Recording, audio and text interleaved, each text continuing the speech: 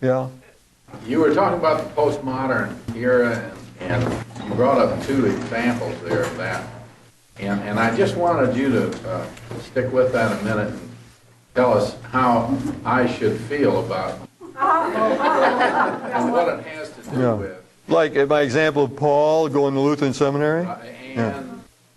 My own thought is that we have lost something in losing institutional loyalty. That is important. I think in the culture as a whole, Robert Bellah wrote another book after Habits of the Heart called The Good Society, in which he suggests that, we have trouble with institutions. We don't understand the value of institutions. So we got an anti-institutional viewpoint all over the map here. And people against the government or church, or it doesn't matter, or university administration, whatever it is. So I believe that ends up being short-sighted, that we are institutional creatures. We need institutions. Institutions have a fundamental ambivalence about them. None of them are perfect, including our church.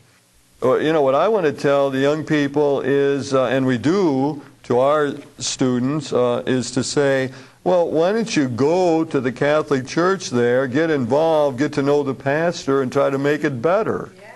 That would be, the direction that I would like to see them go. Or, if that's asking too much, and some people would say that's heroic virtue, although we've had students who have done that.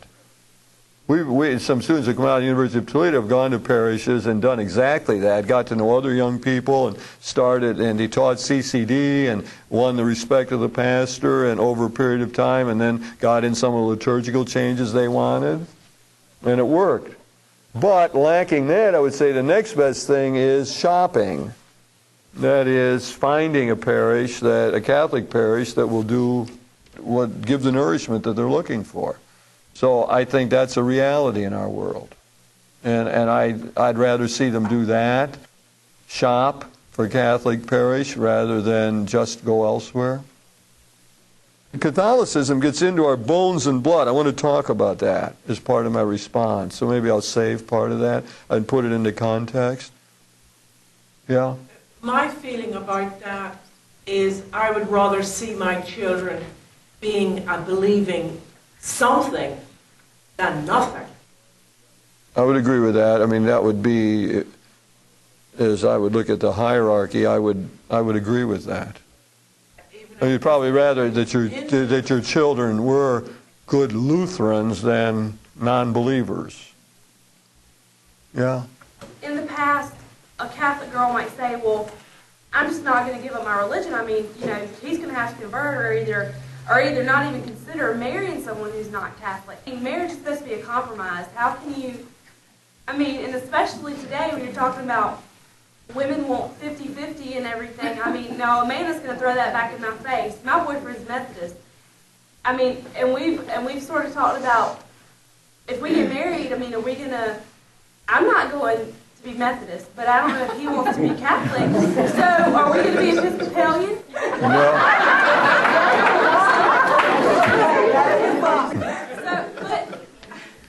Could the three of us get together for a lengthy conversation? I deal with this constantly, of course, and I very much against the Episcopalian bit. Then you're losing two roots. So, it's just a very complicated question, and much needs to be said about it. One of my strongest ideas is neither partner can violate their conscience. And if you do, then don't get married. If coming together in this compromise requires violation of conscience, then don't get married, because it'll never work. Because there will always be some hidden resentment that I gave up my faith that was important to me, and look at what's happened here. So that really ought to be out front. And young people ought to talk seriously about religious matters like that and not wait. I deal with one couple who's going to break up because they never did solve how they're going to raise their children. Not really. And there they got the youngster now. Now it's harder. Now they don't know what to do. They can't get agreement. That has to be hammered out ahead of time. I try to get our couples to Think about that. Think it through. Come up with a solution, but don't let it hanging, because that's going to be terrible. You need all the union you can get in marriage. It's hard to make. Only 25% of the marriages are what you'd call happy today. You got to beat the odds. How are you going to beat the odds? You get all the unity going for you. And that's finding a religious dimension. One of the great predictors of marital success is if the couple are sexually compatible and they pray together. Two forms of intimacy. And I always tell our young people, if you don't learn somehow to pray together, you are not using your head. Now, how are you going to do that? This is a large question. Catholics and Methodists hold an awful lot in common. It's not like they're totally different religions. You put me in a room with the right Methodist theologian and we'll get 96% agreement. No, the divide is not denominational that way. The divide is more liberal, progressive versus more conservative viewpoints. That's where the kinship comes today. And that has to be looked at too, in terms of people getting together. But you must learn to talk about those differences. But I don't like the compromise solution at all. And you got to figure out what you're going to do with your children. And I always tell people you must vision kids' resentments. So say you raise your children Catholic to what he thinks when his son makes his first union. And and he does. Him to about how are you going to, if you walk to church, sons make first communion, why don't you communion? I want him to fit that star reality. Or, so those things to be worked out. And people we need at root are people strong enough, women included, to say no to a relationship that is going to have trouble that way. It's better to die the death once than to die 1,000 times in a relationship where there's fundamental incompatibility that way. People often don't see or realize how deeply rooted religious traditions are and how they affect our sensibility. Again, it's one of the points that I want to make. I'm going to use your point to springboard that. Okay? It's vital and really gut-wrenching issues around this. And it points out the pain of the fact that we as Christians are divided. And most young people I meet don't care about Luther or Calvin or 16th century or differences between Protestants and Catholics. I mean, the attitude is mostly post-denominational. Well, why don't we just get together? And strangely enough, my mentor, Karl Rahner, the great theologian, has the same fundamental viewpoint. He believes that mainline Protestants and Catholics could unite in very short order, and he's not talking about 10 years. He's talking about less than that. We could unite because the theologians have figured out all of the differences. And he's got about 7 or 8 steps that if we would take them, we could unite within a couple years. So he's sort of the same mind that a lot of young people are saying these differences. What are they? He makes this statement that if we united with the mainline churches tomorrow, there would be no more diversity and pluralism in the Catholic Church than there is now. That's true. That's true.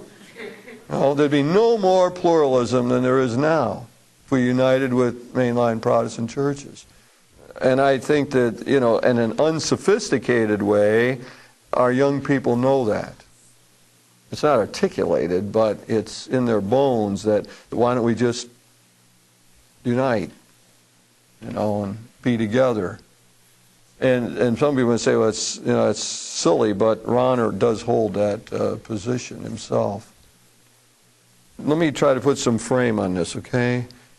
First, a lot of these changes we're talking about have to do with changes in the church. So not only we had to deal with societal changes, but now Tom has to think back how he had to readjust with Vatican II. And how he had to get used to Mass in English and the priests facing him and having the greeting of peace and so on. And in a sense, he almost feels like the church, his rock, just fell into the same thing that's going on in the culture, all this change. Where he was looking for stability, very often he found nothing but ferment again, pluralism. Now, One of the most influential articles that Ron ever wrote was really a talk he gave here in the United States at Weston, was on how to interpret the Second Vatican Council, which for some people in this room is, you realize, is ancient history. There was a joke told about Cardinal Ottaviani at the Second Vatican Council. He was a little late, and he had to get a cab to go to the council. And he went out and hailed a cab, and he says, "Take me to the council." And the cab driver drove him to Trent.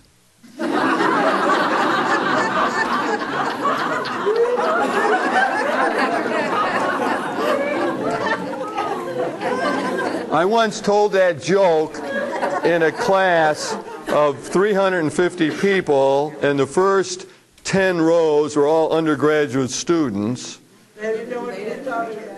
And the last 15, 20 rows were older Catholics. I tell the joke, and the first 10 rows are like, "What? What's he talking about?" And people in the back think it's a pretty funny joke. Yeah, I mean, that's to point out the Vatican II is ancient history to many of our young people. We have to remember that. Those of us who lived through it, I mean, they get sick and tired of hearing how great the 60s were in terms of rethinking things and so on. They don't need to hear that anymore. We have to figure out how to deal with them in their own context. Ronner says that we are living through the second great change in the history of the Church.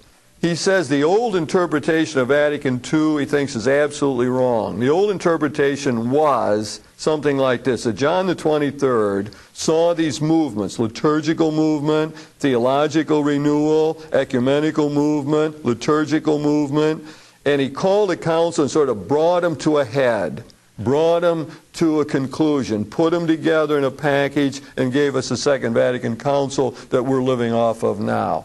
In other words, the theory was that it was the end of the culmination of these marvelous movements. And Ronner says he thinks that's absolutely wrong. That the Second Vatican Council was not the culmination of much of anything. It was the tiny, tiny beginning of the second great change in the history of the Catholic Church. Change so momentous that we can't even yet imagine what it will mean and encompass. The first great change occurred in the first century, when the Church went from being a Jewish community to being open to the Gentiles. That was unbelievably momentous. Everything would have been different if Paul didn't win the day and Peter's vision of Cornelius didn't sway people and so on. Everything would have been different. It's hard to imagine what it would have been like.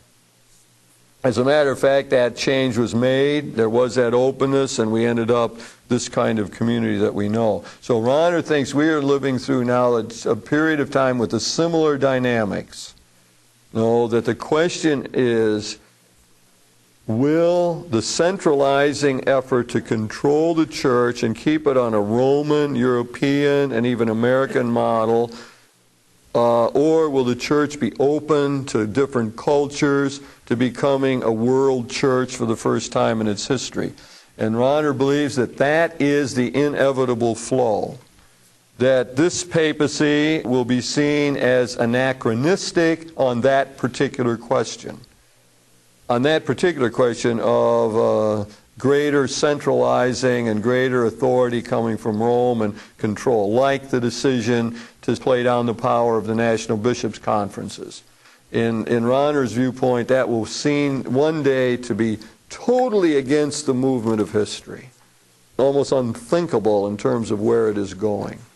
So that is a really large perspective where we would get Catholicism enculturated all over the world. There would be an indigenous Chinese Christianity and an indigenous African Christianity, or many brands of African Christianity, an indigenous American Christianity, and so on. Greater decentralization. No one canon law to govern the whole thing.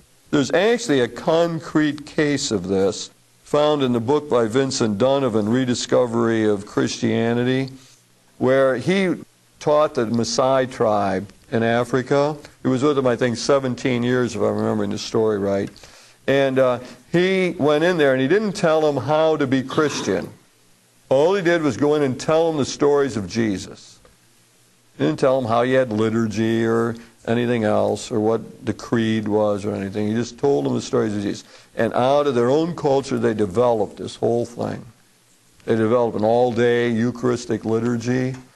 Women who were treated like chattel were much improved in their status. They used to take the old people and take them out in the woods and chain them to trees to die by the wild animals. Now they keep the old people in the village and care for them. Power of the stories of Jesus, but in an indigenous development of what the gospel means, what the Jesus movement is all about in contemporary terms for the Maasai tribe. That is sort of what Rahner has in mind, and which suggests this tremendous change yet that Tom's got to worry about. As Rahner says, this is the tiny beginning of a great change. Well, my father used to say to me after the council, okay, when are you going to put the lid on it? And that meant, okay, so you got, this liturgical dancing or something, or you got new music, or you got greeting of peace and so on. Now, okay, fine, I can live with it. When are you going to put the lid on it now? Now, my father, is not well known, had great influence in the Vatican. Very powerful man. And got to certain people over there who adopted his viewpoint. Who said, we have to somehow reform the reform is the current phrase. We have to reform the reform. We got to rethink it and cut back and so on. Again, Rahner believes that's anachronistic, out of touch with the tune of the tenor of the times to try to move in that direction. Now, Tom's got a tough thing. He's going to retire, got to deal with a wife that doesn't want him in the house all day long, and he's got to deal with a church that is more pluralistic than he would have ever believed and is still involved in more changes than he really wants to tolerate. Now, what do we do about this? Well, when you get tremendous pluralism, you get a new interest in Catholic identity. And that's exactly what we have now. When we're all over the lot, when we get so many different viewpoints, the question naturally arises, what holds us together? What's the glue? What are the common elements? What is it that we have that keeps us as a member of a people, the Catholic people? How would you respond to this lack of institutional loyalty that we see today? So there is what I'd call a new quest for Catholic identity that we see all over. In a sense, it's not unlike the time of Jesus. Time of Jesus had tremendous pluralism. We can't just say, well, the Jews, Jesus interacted with the Jews. You can't do that because there were all different kind of Jews. There were Sadducees who want to cooperate with the Romans. There's Zealots who want to kill the Romans. There's Essenes who don't want to have anything to do with the Romans. There's Pharisees who want to purify the Jewish religion. I mean, it's too pluralistic. So that the great question at the time of Jesus and what stands behind many of his stories and parables is the question of identity. It's not legalism. We often interpret it, well, can you pick grain on the Sabbath or not? Well, look, they're too legalistic, and Jesus said not. In other words, many of us have interpreted in terms of legalism. And I think I see now that isn't right. The legalism was just the outer edge of the problem. The real problem is, how do you remain a Jew in an occupied country? And if you start playing ball with the occupying power, and you give in on little things like eating grain on the Sabbath, you give in on one little thing, and the whole thing's going to collapse. I was greatly privileged at one time to have been with Father Václav Mali in Prague at his apartment and talking with him. He was involved in the Velvet Revolution, good friend of Havel. Probably could have been a high government official, maybe even the president if he wanted to. He chose to go back and be a parish priest. Father Mali was arrested 250 times and often tortured and so on. And always the line was, just give in a little. You don't have to recant the faith. Just give in a little. And he told me, that he learned you had to fight for the truth. You had to be strong. You had to fight. You couldn't give in one iota, or else you'd be lost. There's a play I saw, and I can't remember the name of it. It was about a doctor in Nazi Germany who at the beginning of the Hitler regime, he wrote just a little thing about the possibility that some way there could be some superiority in one group rather than another. Really, from his point of view, because the Nazis picked it up. This is how the play goes. The Nazis picked it up and they said, well, it's an interesting idea. We'd want you to write more on that. We'll reward you for writing more on that topic. So he keeps writing more and more. And before long, he's got a whole theory of superiority, Aryan superiority and Jewish inferiority. And the next thing you see in the play, he's a doctor. He's one of the doctors at Auschwitz saying, you to the gas chambers, not yet for you. I remember leaving the theater, I couldn't talk. And it was Mali's point. It's the question, when identity gets on the line, how do we react to that? I'm pointing out there's a new quest for Catholic identity today in a pluralistic culture. Now, we're not going to find our identity just in not eating meat on Friday. I favored that when there was talk of doing it like, remember at anti-war, the peace pastoral suggested that maybe we could not eat meat on Friday as a way of solidarity on the peace question. I favored that, and most people made fun of it, and it never took off. But we're not going to find it that way, so where are we going to find it? Well, the first thing is, and this is common, we've got to distinguish essentials from accidentals. Now, I want those young people to believe that Jesus is the Lord and that Christ is our Savior and He's the Son of God and He's the definitive prophet. And I want to say we got solidarity on that point. If you don't believe that, well then go be something else. And I have every confidence that that person will get to heaven and God will save them and all will be well in the universe. But if we don't have agreement on that, we're not together. Now you can phrase it in different ways and so on. So we got that kind of issue. No, I mean, we have to be able to say something like the fact that we believe in the triune God. The one God who comes to us in different modes, if you want. Yeah, we have to have something like that. Now, we have to believe in some way that you got to have a church, and that there's something good about having a focal point of unity in that church. That if you don't have it, you get fragmentation. You need someone to speak gospel ideals. You need someone to come to New York and say, no more war. You need somebody around who can call nations to task out of a transnational perspective. Somebody's got a bigger viewpoint than just what's going on in this country with Catholics. So that's part of what it means to be a Catholic, that we think there's a role for the Pope. That people might not like the way he dresses or where he lives or how he acts or what he does or what he says.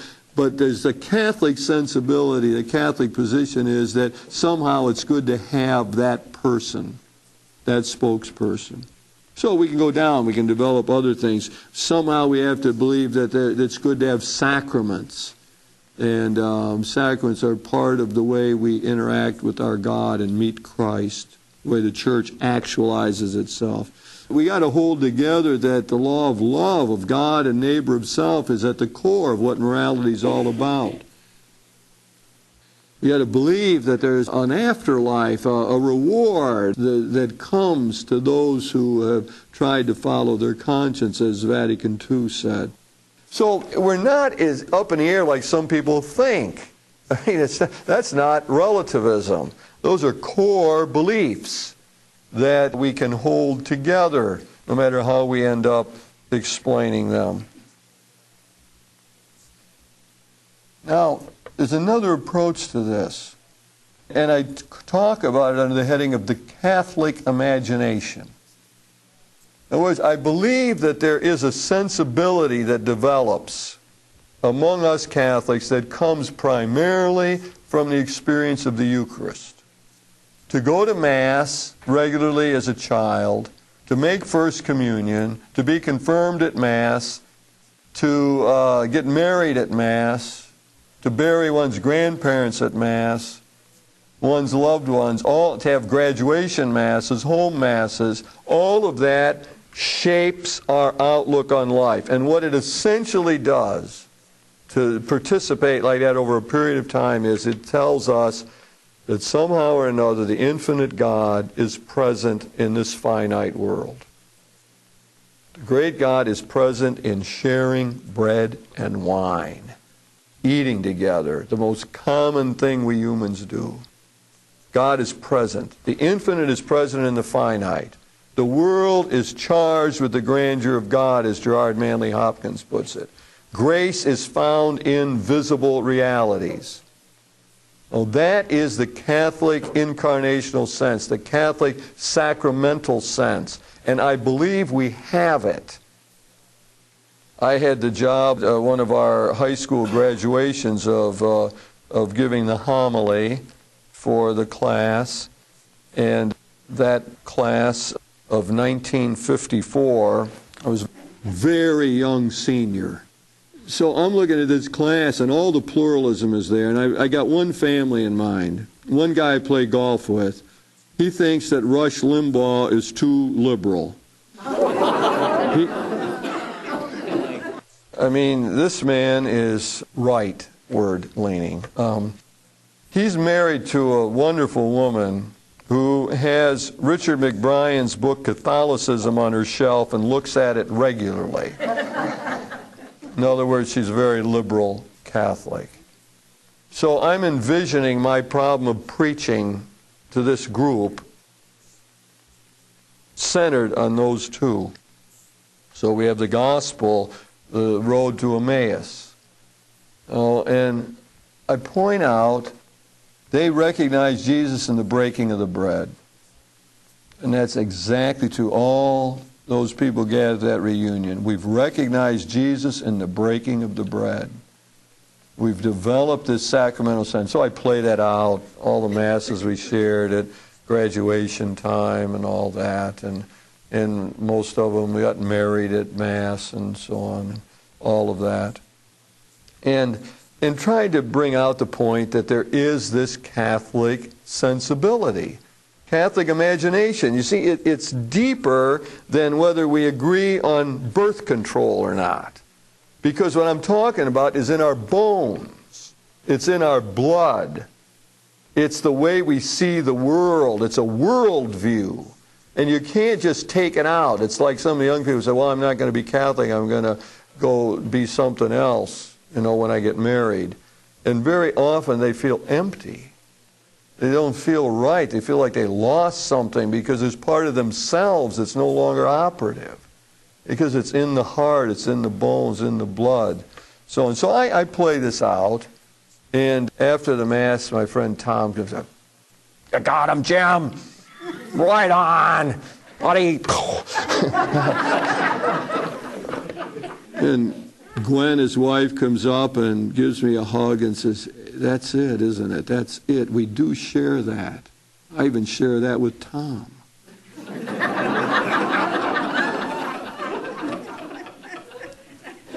So what they did is they called their son, just graduated from college. He was out on the West Coast. And they played it off of him. Like, do you think like this? Do you see this? Do you see that?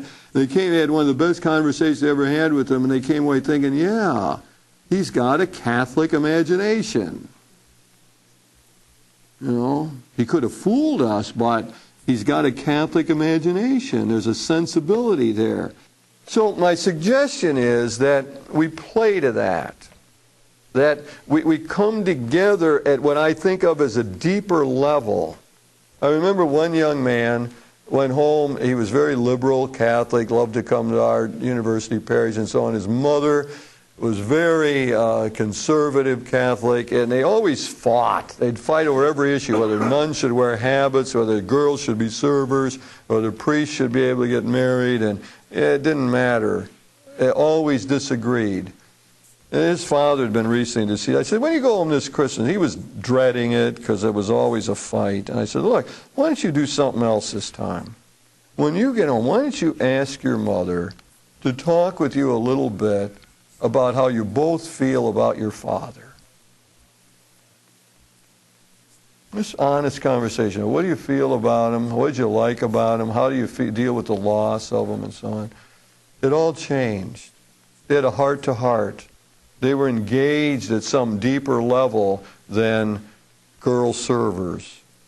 They were engaged at what I call an existential level of deep feeling about things that are absolutely crucial. And I think they found in it similarities.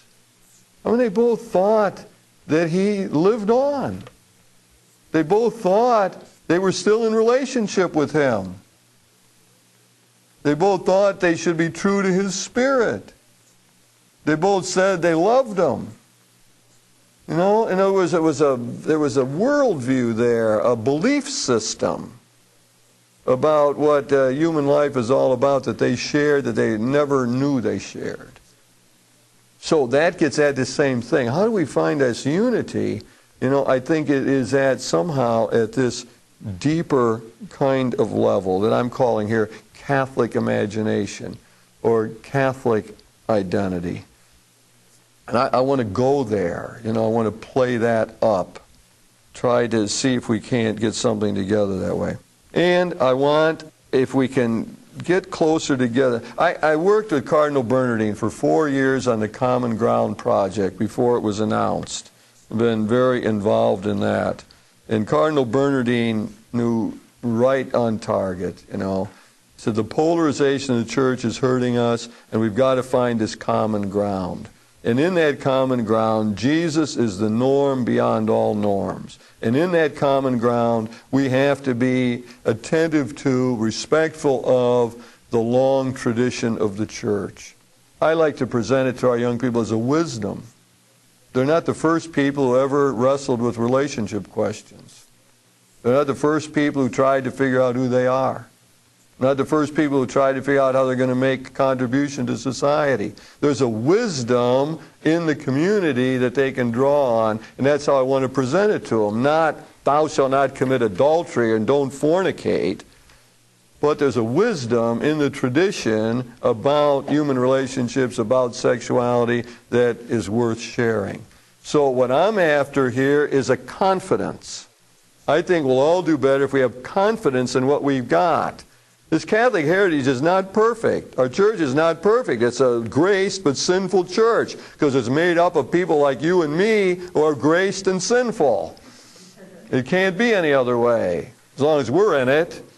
You know, as long as you and I are in it, that's one thing we know for sure. It's a graced but sinful church. And we've got to say it. But it's good. There's a wisdom in it. There's a power in it. And there's a worldview that's worth seeing. And other people are seeing that these days. Carl Jung said, most important religious statement since the time of the Reformation was the doctrine of the Assumption. Carl Jung's hardly, an Orthodox kind of Christian, not a Catholic for sure. Most important statement is Assumption. Well, geez, well, we got Catholics walking around who are embarrassed by the Assumption. You got to have confidence. Other people got confidence in this tradition. Oh, they say it. other disciplines, almost all disciplines. See, it's a way in which there's a Catholic moment, kind of outlook that we've got, and strengths, communal spirit, and our sense that the human mind, philosophy, all the disciplines are worthwhile, that they fundamentally have a goodness about them. All that stuff is what the culture needs at this time, a wisdom on sexuality that the culture needs to hear. So part of the answer to this is to have this pride in it all, this confidence in the tradition, not to be arrogant, but what I like to call a confident openness, an open confidence, a commitment that's open. I'm committed to the tradition, but because I know its strengths and weaknesses, because I know it's a grace but sinful tradition, that therefore I'm open to truth and goodness and beauty wherever it is to be found. It's that thing that I believe we need. This commitment and confidence combined with an openness and tolerance. So we don't have to push it down the throat of the next generation, but we can confidently put it there and say, hey, this works for me. I think that's one of the best things parents can say, hey, it worked for me.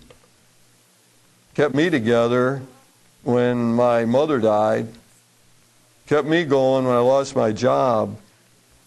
Gives me a positive outlook on life. Helps me to feel more joy in my heart. Gives me peace.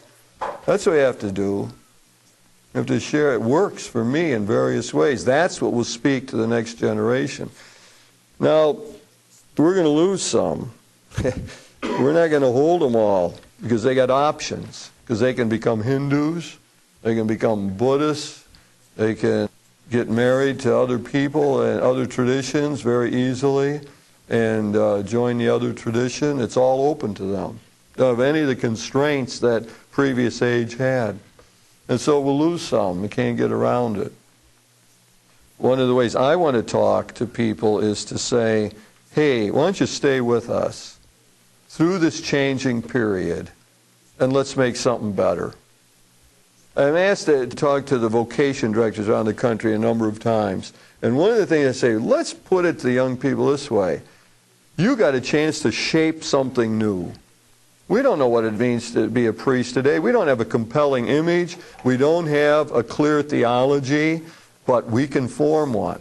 Why don't you come and join us? Be part of this great effort to form something new. We can do it in parishes, priests, sisters, whatever. It's exciting rather than being a downer. So my turnaround on this is to Tom, go into retirement with confidence. You made it through the others. You're still married to that woman who changed 5 times. You made that. Go in with confidence. It's a new opportunity. I know a guy who went into retirement all his working life. He worked hard and he tried to snatch 2 minutes of prayer here, 2 minutes of there, and it was always hard, and a lot of times he missed, and now every morning he's retired, spends an hour in prayer, and he loves it, he eats it up. It's great. He wouldn't miss it. It's part of him. That's the rhythm of life. New opportunities. And so I say that about every aspect of this thing. All the changes we have to face. If Ronner's right, and we're just on the tip of the iceberg with changes, let's embrace them. Let's believe the Holy Spirit's at work in all that. Let's believe that Christ remains with His church, and we can be confident of where it's going. And most of all, let's be part of it. Let's stay together and work together to make it a more responsive church. Thanks for having me.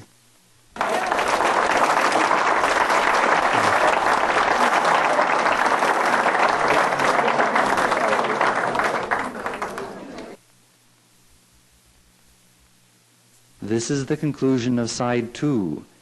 To listen to Side 1, fast forward the tape to the end and turn it over. Or it might say, I want to submit. Or it might say, I want a relationship of mutuality. But always it is symbolic, a kind of language. And it has a dark side, a destructive side, and the sadomasochism probably helps us to get at least some of the dangers that occur that way. dysfunctions. I say there's some sexual compulsions. You got enough of this these days. Only pedophilia, abuse of children, so on. Now, in terms of how we might try to recover the wild man, which is one way of saying it, or run with wolves, I suppose, or whatever it is, the metaphor one wants. One way to think about this is trying to learn to be sensual, instead of thinking that every bodily touch and so on is genital. Now, I don't know how one learns that exactly. We could go to Pat Regan for a body massage and find out about, the whole body being an erotic zone. Not just the genitals. That to learn to enjoy the body, to learn, to sweat or a hard run, or to feel image when dancing, or to walking in naked sunshine and feeling bodily by the graciousness of the world. Well, that way of trying to get it, there's no way around what's going in our culture without that.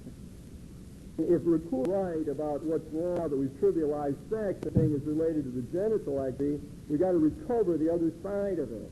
So we got to learn how to be sensual, bodily, enjoy bodily pleasure, without having it always to be thought that it is specifically rooted in the genitals. Now that becomes hard in male-female relationships. The young people, one of the young women might want to cuddle for a long time, and the guy she's with can cuddle only so long. Time out on cuddling, this is enough, more than I can handle. So, we got problems as we would go at this, but it seems that there would be ways to try to learn this. I'm talking about learning to trust our bodily rhythm, seeing the goodness of our bodiness, allowing feelings to surface. One of the distinctions would be to distinguish sensation from feeling. One of the things that's happening in the trivialization of sex is that people are into performance. That's what counts, performance in bed, and what's centered on it is physical sensation, release of tension, and very little done with actual feeling. So people will report a lot of orgasms, but maybe not a lot of fundamental feelings rising up from within. That's what would have to be recovered in a way through this learning the sensuousness of our bodies. Linking sex and eros, I think, is sort of talking about that in various ways. Learning to give and receive, that's a good one. People who tend to be dominating or controlling and maybe even have sadistic sexual fantasies probably are well advised to become more vulnerable, to become more open, to receive more from the others. That becomes a way of trying to overcome that sadistic tendency.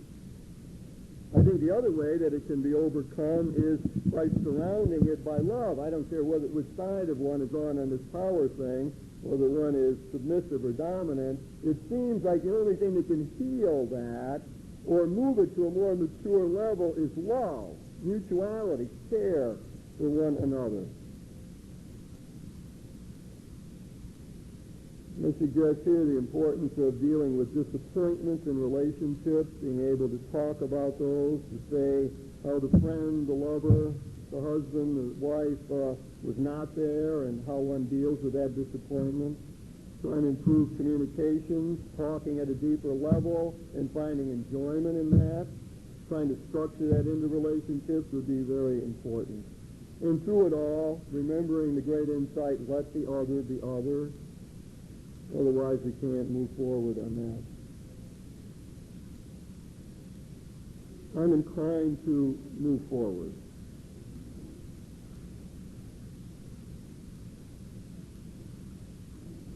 I've tried to begin each section with a lighter note, following the pattern. Some people see Garrison Keillor's response to the Sex in America study Well, I said at the beginning, we now know more about sex than we've known throughout all of human history, and we've learned most of it in the last couple years.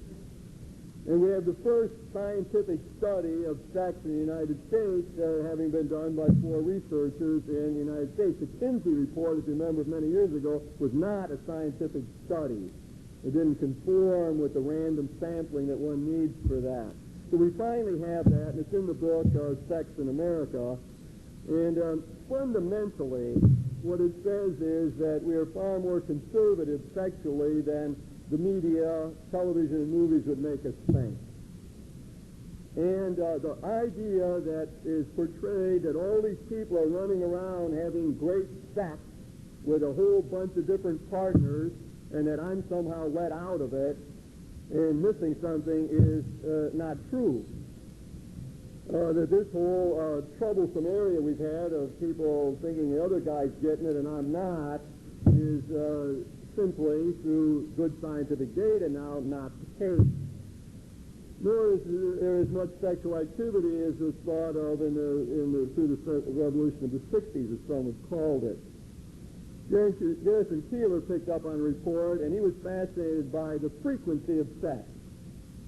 And he said when he grew up, it was embedded in his mind that you have sex twice a week. Maybe in his circles on Tuesday and Friday or something. I don't know what it was. You have sex twice a week.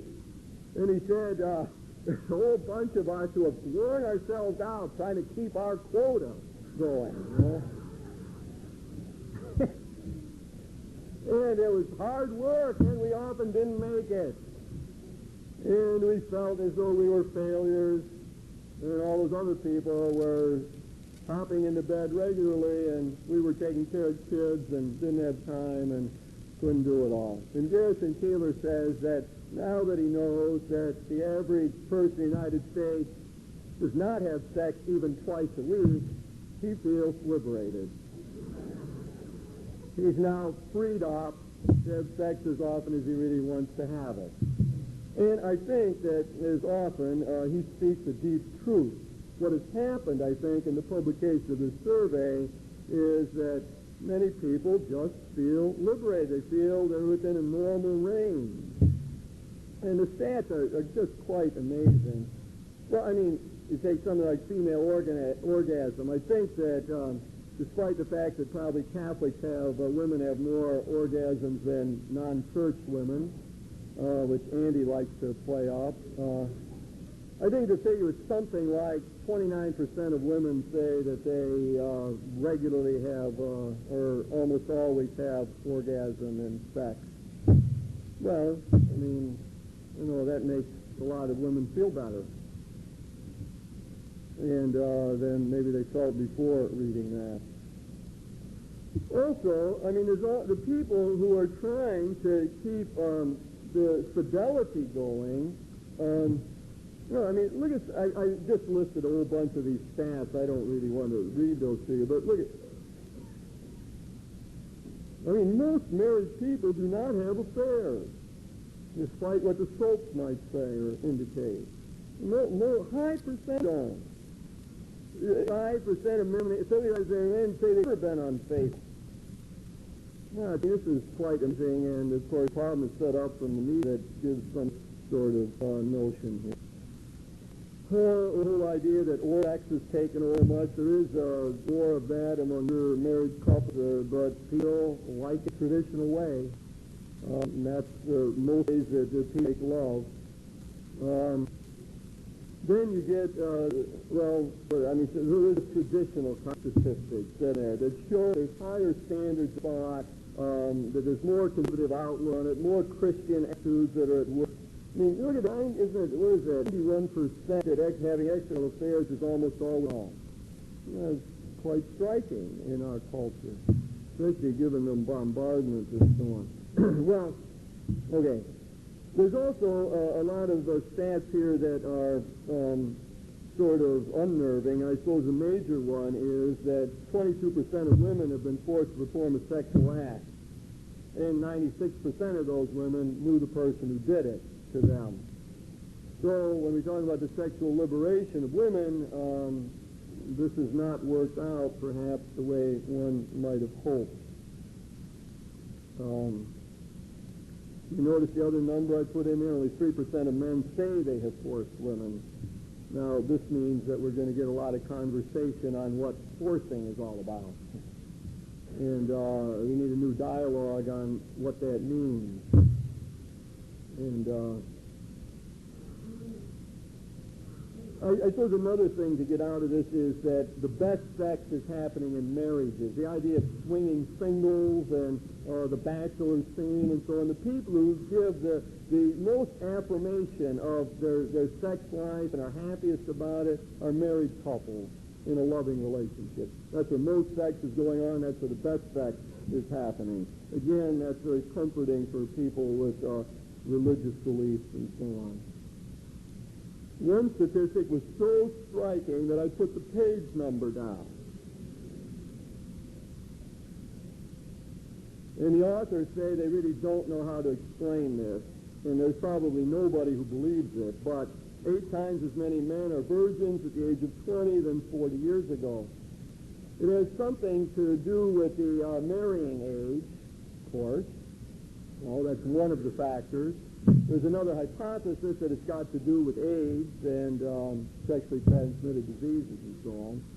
But that's a very good thing for young men who are working their way towards marriage to keep in mind. And also, an interesting stat for young people about whether they want to going to get married or not.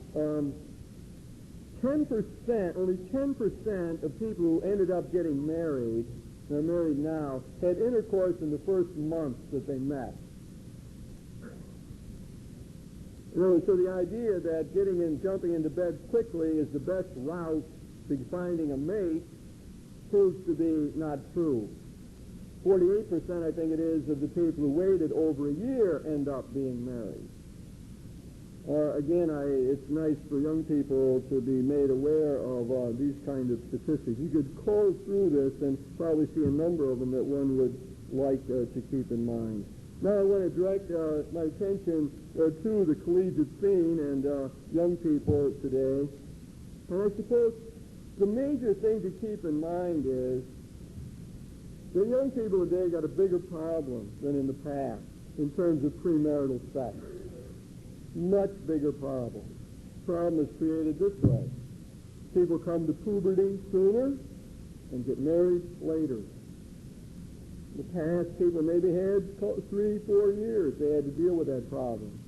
Today, people are dealing with it for 12 years or so. Of coming to puberty and before they would get married. So you got amazing jump in the intensity of the problem. Not only that, but these young people are living in a culture that constantly bombards them not with the kind of scientific data from Sex in America, but with another image that everybody's sleeping around, that everybody's doing it. Everybody's laying down. That becomes the stimulation. And everybody's doing it without consequences. Ellen Goodman had a wonderful article in which the point was, what are we going to do about, teenage pregnancies and so on and all this stuff that's going on? And the answer came back from a person, shoot Madonna.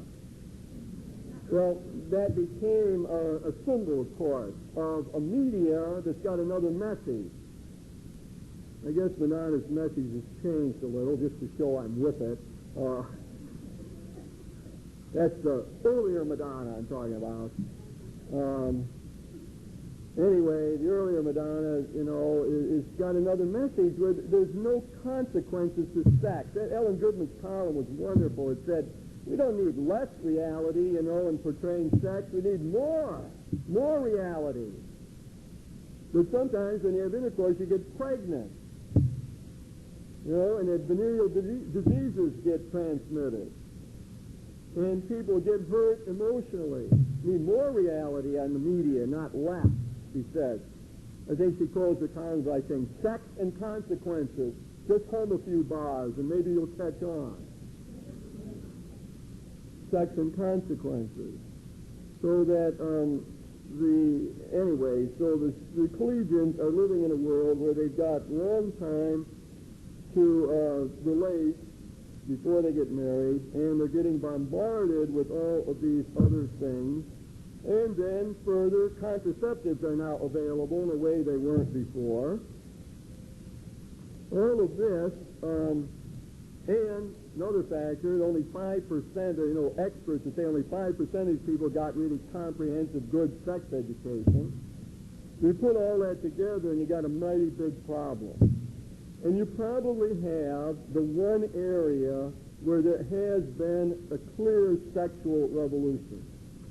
91% of the people still say that adultery is wrong. That still remains a high moral norm. There's a larger percentage now of people who say that, young people who think, well, I don't have to relate sex to marriage. I say, I got to nuance this carefully. Those things, out of about 20% of those people will say, you can't have premarital sex, it's always wrong. But there's another solid group of people who their position is not promiscuity, young people now. It's not what they think. What they say is that that sexual activity, genital activity, intercourse, has to be related to love. I think it's 60-some%, 66%, something like that, who would say they wouldn't want to have sex without there being love. So what I'm saying, there's an ambiguity about the figures. We have a much higher percentage of people living together before marriage. I think those stats work their way in there someplace. A great change on that. Yeah, you can see it there. 83% of women, 85% of men born between 33 and 42 did not live together before marriage. So most didn't. Now, we find this has changed. 34% of men, 35% of women born between 1963 and 74 did not live together before marriage. So that's a radical shift. Radical shift in living together, radical shift in the question of sex before marriage. But it is not fair, in my opinion, to look at our young people today and say that, they are promiscuous, because that's not the case. There's a high ethic of fidelity among collegians today, a high notion of commitment. In fact, in a way, it's almost an exclusiveness that's greater than married couples have. Collegians who are going together almost rule out more activity with other people than married people do today. Quite an interesting phenomenon. They're stricter with that. Anyway, it's a very difficult situation in the premarital sex question. And then we're talking about this is working against us. All the collegians know that AIDS isn't a problem on our campuses. It isn't. There's tiny 2 for every 1,000 students. That got HIV. It's not a big problem, but what that has done is then make people think that there's no problem with sexually transmitted diseases, and we got this tremendous increase of all the other ones. We got now 20 different STDs and large percentages of increase because young people, again, think they're invulnerable to this sort of thing. And it's reinforced by the low incidence of AIDS. A lot of our students don't know anybody with AIDS.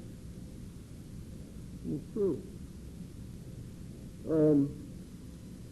Then we have the whole question of binge drinking and promiscuity. You got about 25% of young people who think that sex is recreational, no consequences, and you just do it and that's fine and don't have to worry and no fear of emotional involvement. As I picked up one of my recent issues of Rolling Stone, there was a long article in on sex on campus, and it had sort of a typical kind of article. It sort of, one of the columns was making fun of virginity. In all the different universities, how they made fun of virginity. It was, a kind of article that I mean, it's got a tone to it that I really didn't like. And it's talking just a lot about the sexual evolution and people hopping from bed to bed and all kind of promiscuity and so on. But even in that article, with that flavor, it comes down to saying, gee, something got missed in this liberation. And the something that got missed is the affective, the emotional side of it. Somebody forgot to tell us you can get hurt with all this. Somebody forgot to tell us that sleeping around can mess your head and your heart off. Somebody forgot to tell us that in relationships that go sour, sexuality expressed too quickly can come back to haunt one, and one might feel foolish indeed. Well, all that part of the collegiate theme we might keep in mind. Now, Christian perspective on all of this. Well, one major principle to keep in mind that fits in, and that is that physical expression ought to match commitment and love. That's a way of talking about it. That sexuality is a language, genital sex is a language, it says something, one has to know what it's saying. And if it says too much, it becomes dishonest. One has to be careful of being honest in all of this. The American Catholic Theological Society of America has suggested 7 values that one might keep in mind. I've got them in the notes here. When one tries to think of whether sexual activity is appropriate or not. And some are obvious, some aren't, but it ought to be self-liberating. So let's say that a young woman who gets involved sexually because she's afraid of going to lose her partner or a potential mate is violating the idea of self-liberating. She's enslaving herself. She's putting herself in a situation of being less fully human than she ought to be, of denying her selfhood. It ought to be other enriching. That suggests that sexual conquest is wrong, one-night stands, dealing with women as though they're objects. It doesn't enrich them, it demeans them. It ought to be honest. It ought to fit the commitment and the love that's there. It ought to be faithful. That's the interesting thing that, even subscribers to Playboy, when they send back their surveys about what they're really after, it comes out, even that select group says what they want is a faithful relationship. That would see themselves in someday. I mean, you run around a long time, but when it comes down to one for your life, you want a faithful relationship. Only that count on. Socially responsible, not bring children into the world that one can't care for. That ought to be a bedrock principle.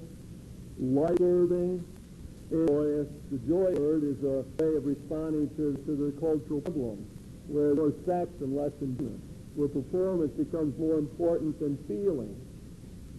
Very big problem with males in the culture, and is the cause of a lot of impotency. So that would be maybe a Christian perspective to come at the question of premarital sex. Can't just say because Madonna says do it that that's the right way to act. There's a Christian outlook on this verse, and these values have to be brought into play. My own approach to this is to emphasize virtues and to suggest that what is needed for our young people to make it, first thing